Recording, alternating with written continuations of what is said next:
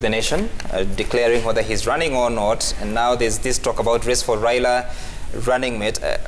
First of all, there has been clamor from your party members and supporters that Raila Odinga runs for the presidency.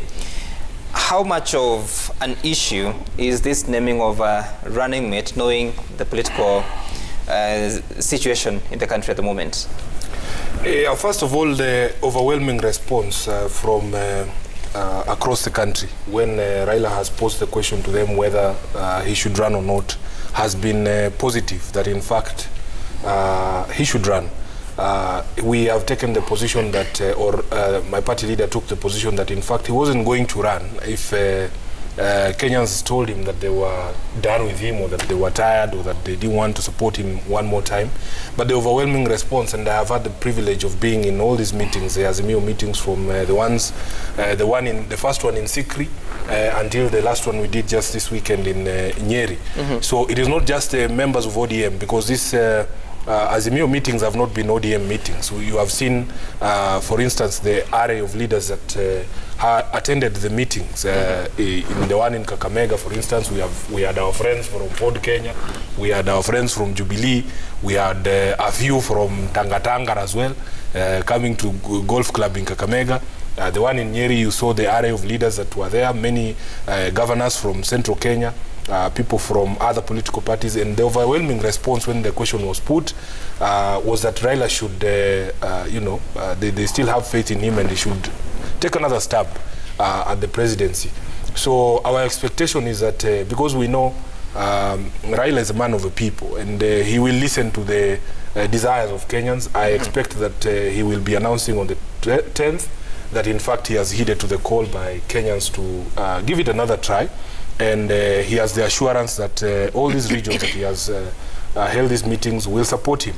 The question of the running mate is a very, very critical and delicate issue, Sam.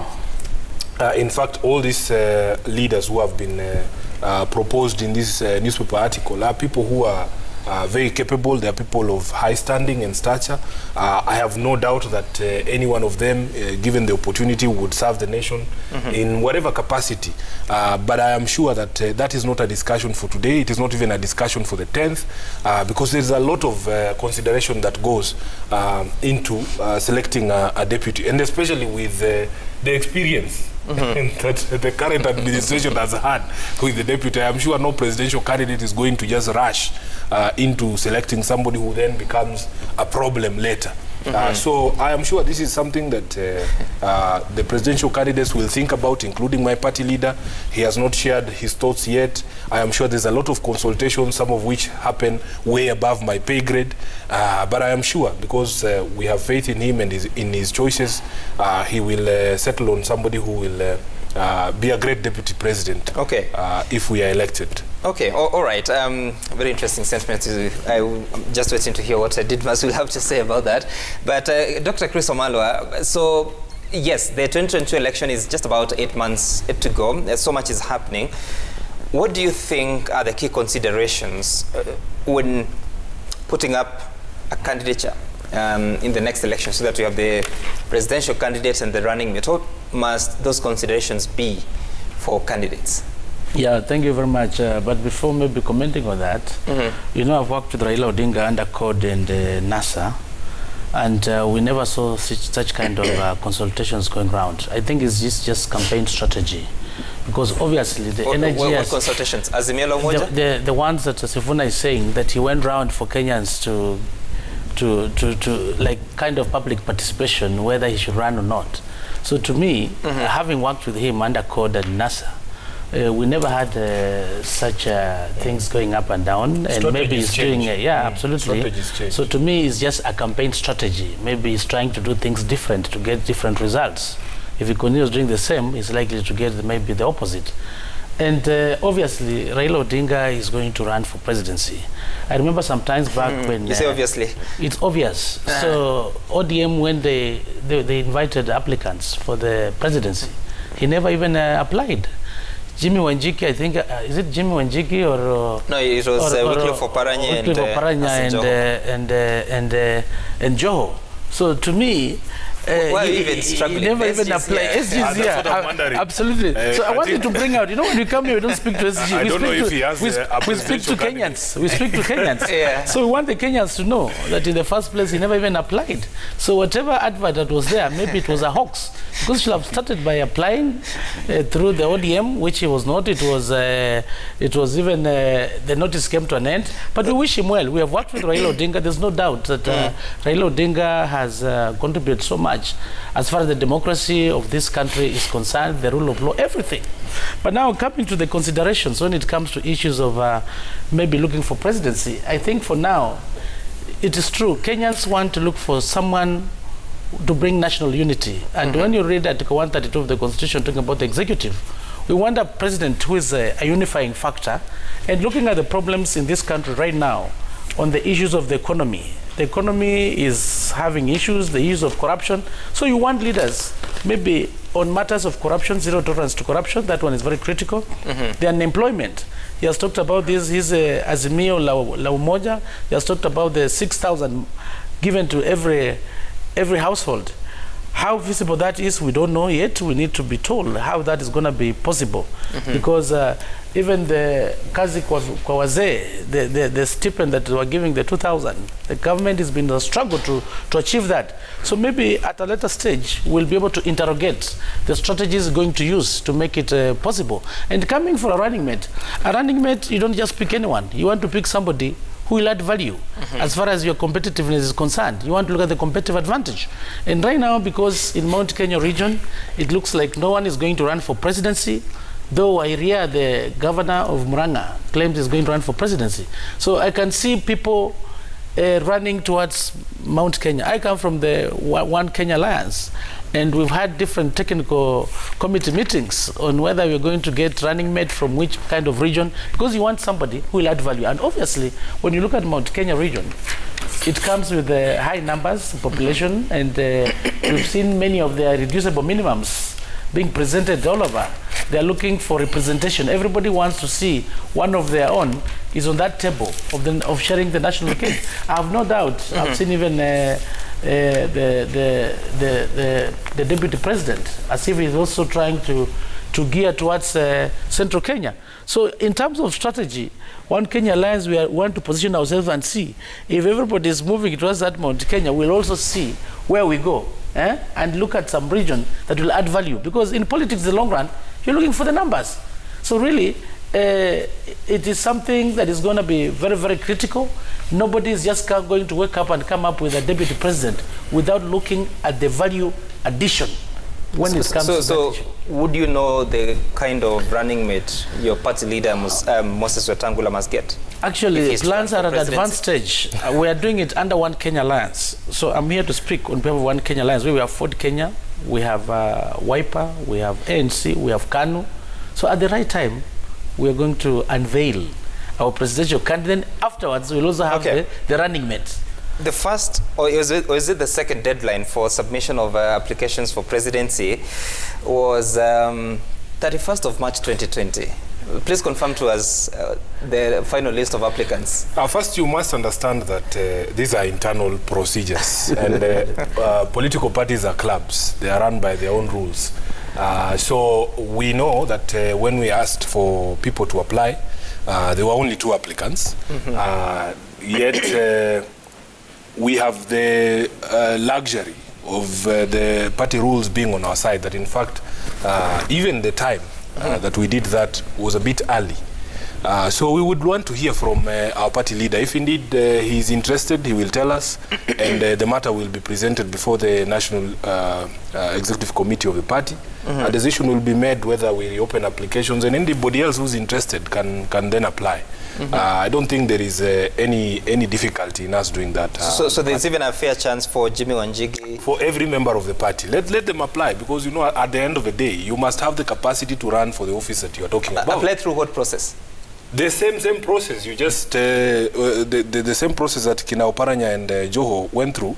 Will say, okay, we are now opening the process. Raila Odinga to do that, to do the same? Every person I don't think Raila Odinga always plays by the rules, even the rules of a party. He has never thought himself above the rules of a party. The reason I'm asking that question is because there was the first deadline. You're saying it was a bit early. So now... That's what I'm saying. The organ with the authority to set those deadlines is the National Executive Committee. And when the question is put to them, they will decide whether to expand time. It is done, even in court. Even in court, the court has powers to expand time for doing things that were not done during that time. All right, SG. So, Honorable Didmas, so looking at what's going on and so much activity within Mount Kenya region, as you continue to support Deputy President William Ruto's presidential bid, what are those considerations for a running mate? And so far, have you seen a potential candidate for that, in your opinion? Before I come to that, I just want to remind my friend Edwin Sifuna, who is a very good lawyer in this country, that political parties are not like clubs the way he has said. All their internal regulations are part of our laws. When a matter comes up for determination by a political party's tribunal or dispute boards for whatever matter, those regulations becomes part of our laws to look into for determination. So he hasn't answered. He has not answered our question. As far as I'm concerned, Raila Odinga is not eligible to run, to fly the ODM flag bearer because he never paid the money. This is in common knowledge.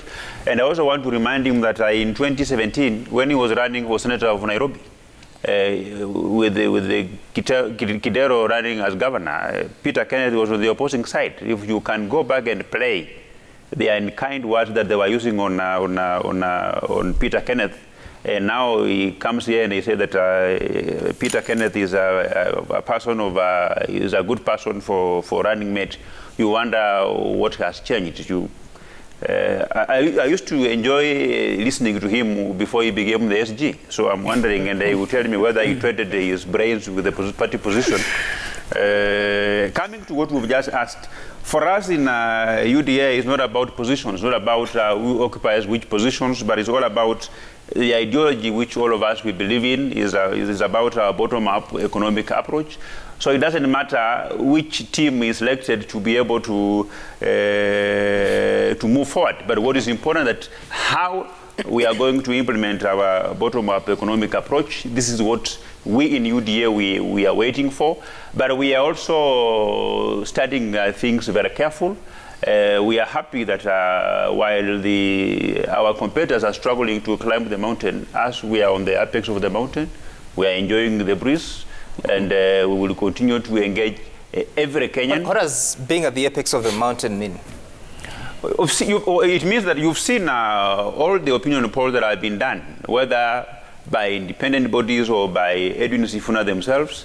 They have been putting William Ruto in the driver's seat in terms of enjoying more support from the mountain. Because the relationship between William Ruto and the mountain it never began yesterday. William Ruto stood with Mwai Kibaki when his friend Raila Odinga almost threw him under the bus. You remember during the Nusumkate government, where Raila Odinga was complaining every time about the toilet, about Nusumkeka, and you remember when the Prime Minister... It was only one incident. You remember, I want to bring you up to speed. You remember when the Prime Minister sacked William Ruto as the Minister for Agriculture. Kibaki did not accept his co-principal's dismissal of William Ruto, and William Ruto continued. So when the errand boys that were allied to ODM were being kicked out, I think William Ruto changed his loyalty and stuck with the Kibaki, and that one also was manifested in during the current president's run for president in 2007, in 2013. You remember. Of course, they teamed up together. So William Ruto and the mountain, they have been working together for a very long time.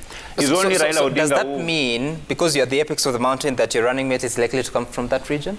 I have not said that our running mate is likely to come from that region. I've said to us in UDA, it's not about who occupies which position. But on the 9th of August, Kenyans will have to contend with a ballot paper that has a presidential candidate's photo and the name of the running mate. So what are those considerations you must put in place?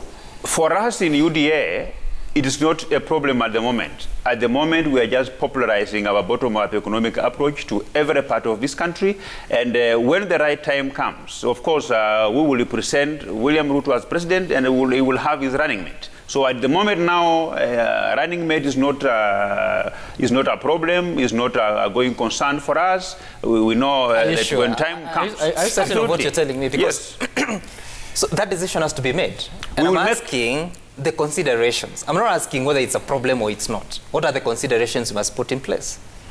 You know, we will look at the value that that person will bring in terms of understanding our ideologies, our economic blueprint, our bottom-up economic approach, and also look at the geographical area where this person will be coming from, considering that we already know where our presidential candidate is coming from, and therefore we will try to balance the country in terms of not putting the whole government in one region, like it was the case for at one time for ODM when Raila was the presidential candidate and Musalia Mudavadi was his running mate. So that is basically when was that? When was that? We had those discussions. No, when was that Musalia Mudavadi was running mate of Raila Odinga? No, I'm saying we had such discussions at some point. Before, of course, before Musalia fell out with Raila Odinga. You remember, Chris, before Raila went to pick Kalonzo Musyoka. Okay. All right, Didmas Baraza, you're stating a few things that are not factual there, but all the same, we don't want to take a short break here. When we come back, we'll dive into the conversation about what IBC just did. They withdrew from a committee that is meant to be preparing for the elections, looking at budgets, looking at what needs to be done in terms of ICT and technology preparations for the election.